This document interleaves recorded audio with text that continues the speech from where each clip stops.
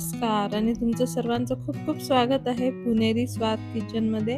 आणि आज आपण पाहणार आहोत सर्वांची फेवरेट चॉकलेट आईस्क्रीम कशी बनवायची आहे घरच्या घरी. तर इथे मी घेतलेलं आहे 2 कप दूध, फुल फॅट मिल्क आहे. त्याच्यामध्ये घालूयात आपण अर्धा कप साखर, 2 टेबलस्पून आपण मिल्क पावडर घेतलेला आहे. मिल्क पावडरने आईस क्रिस्टल्स बनत नाहीत, त्यातलं मॉइश्चर सगळं ओढून घेतं ते. आणि 3 टेबलस्पून आपण घालतोय कोका पावडर. ह्याच्याने आपल्याला आईस्क्रीमची चव खूप छान वाढते.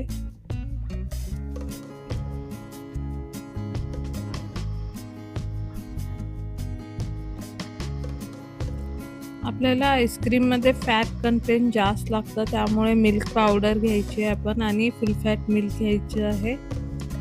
त्याने आईस्क्रीम स्मूथ आणि सॉफ्ट बनते, क्रीमी बनते. आता ह्याला चांगलं विस्कने चांगलं हलवून घ्यायचं आहे, कारण की गुठळ्या होऊ नये म्हणून आधी छानपैकी मिक्स करून घ्यायचं आहे. मग त्यातच आपण 1 टेबलस्पून टाकणार आहे कॉर्नफ्लोअर किंवा कॉर्नस्टार्च. त्याला पण छान मिक्स करून घ्यायचं आहे. त्याच्यामध्ये हे सर्व आधी आपण गॅसवर ठेवण्याच्या आधीच हे मिक्स करायचं आहे, कारण की गॅसवर ठेवलं की लम्प्स बनायला लागतात, त्याच्यामध्ये गुठळ्या व्हायला लागतात. त्यामुळे आधीच सगळं व्यवस्थित मिक्स करून घेऊन मगच गॅसवरती ठेवायचं आहे आपण. तर मग आता आपण ठेवूयात गॅसवरती, त्याला चांगलं कुक होऊ देत. त्याला आपल्याला थिक होईस तोपर्यंत, घट्ट होईस तोपर्यंत आपल्याला त्याला कुक करायचं आहे.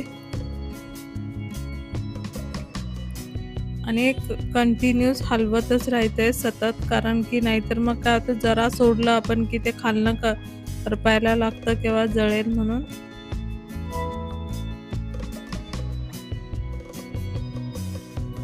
आता उकळी आल्यानंतरही आपल्याला त्याला हलवत राहायचंय सतत, कारण की जोपर्यंत घट्ट होत नाही थोडंसं तोपर्यंत आपल्याला त्याला हलवतच राहायचंय. उकळी आल्यानंतरही 1-5 मिनिटं आपल्याला त्याला शिजून घ्यायचंय चांगलं, म्हणजे थोडंसं घट्ट होईल. त्यानंतर गार झाल्यानंतर तर ते घट्ट होणारच आहे. पण आता आपलं फक्त दूध खूप पातळ आहे, म्हणून आपल्याला आता मी गॅस बंद करतेय आणि त्याला गार करायला ठेवते. आता रूम टेम्परेचरवरती त्याला आधी गार करून घ्यायचं आणि मग 1-1.5 तास आपण त्याला फ्रीजमध्ये ठेवून चिल्ड करून घेणार आहोत. आता मी 1-1.5 तासानंतर 1 कप व्हिपिंग क्रीम घेतलेली आहे नॉन डेअरी. त्याला आपण फेटून घ्यायचं आहे चांगलं, सॉफ्ट पीक्स येईस तोपर्यंत.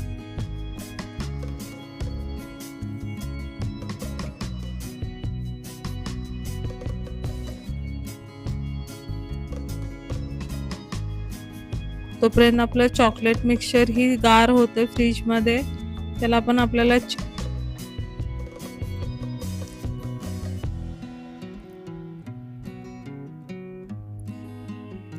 आता हे बघा, क्रीम आपली चांगली फेटली गेलेली आहे. आता आपलं आईस्क्रीम आपलं चॉकलेटचं मिक्सचर ही खूप गार झालेलं आहे, चिल्ड आहे एकदम.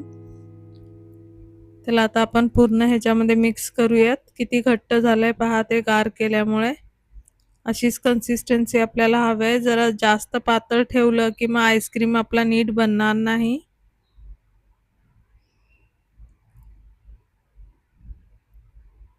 मग तो लवकर मेल्ट होईल, सॉफ्ट होईल अजूनच. तर आता ह्याला सगळ्याला एकत्र करून घेऊयात आपण, मिक्स करून घेऊया 1-2 ते 2 मिनिट.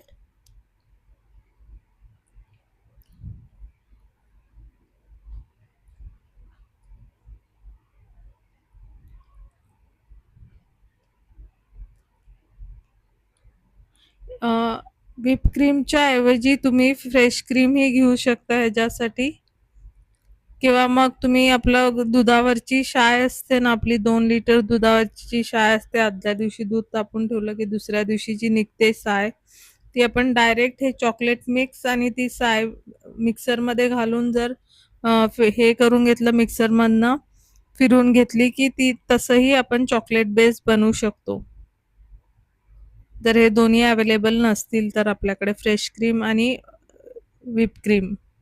आता इथे माझ्याकडे थोडंसं चॉकलेट होतं, मिल्क चॉकलेट. त्याला मी मेल्ट करून घेऊन ह्याच्यात घातलंय.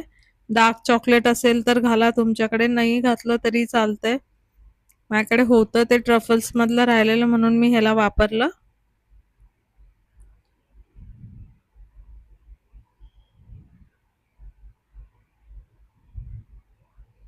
हे बघा आता झालेलं आहे आपला चॉकलेट बेस रेडी आहे.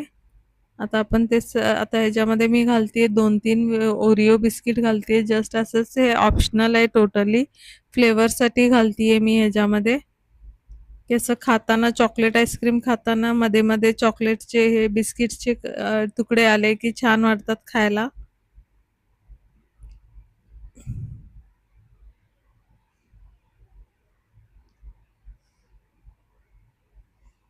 आपण बारीक-बारीक तुकडे करून ह्याच्यात घालायचे. तुमच्याकडे जर चोको चिप्स असतील किंवा डार्क चॉकलेट असेल तेही घातलं तरी चालेल.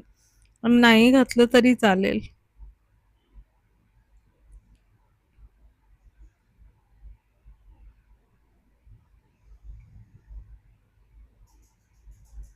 आता ह्याला सगळ्याला आपण चांगलं मिक्स करून घेऊया त्याच्या आतमध्ये बिस्किट्सला.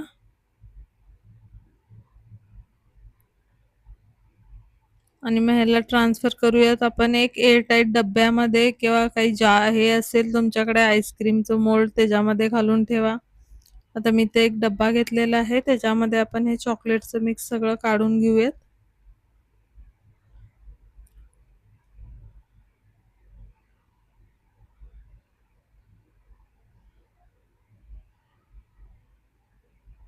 आता हे सगळीकडे व्यवस्थित पसरून घेऊयात एक समान.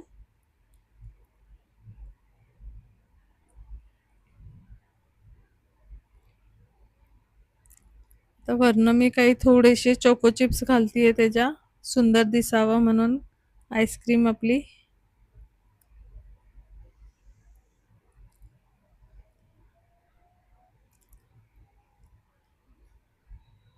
आणि त्याच्यावर आपण क्लीन रॅपनी पॅक करून रॅप करून ठेवूयात म्हणजे आईस क्रिस्टल्स होणार नाही त्याच्यामुळे. तुम्ही सिल्वर फॉईल असेल तर सिल्वर फॉईलनी पॅक करा.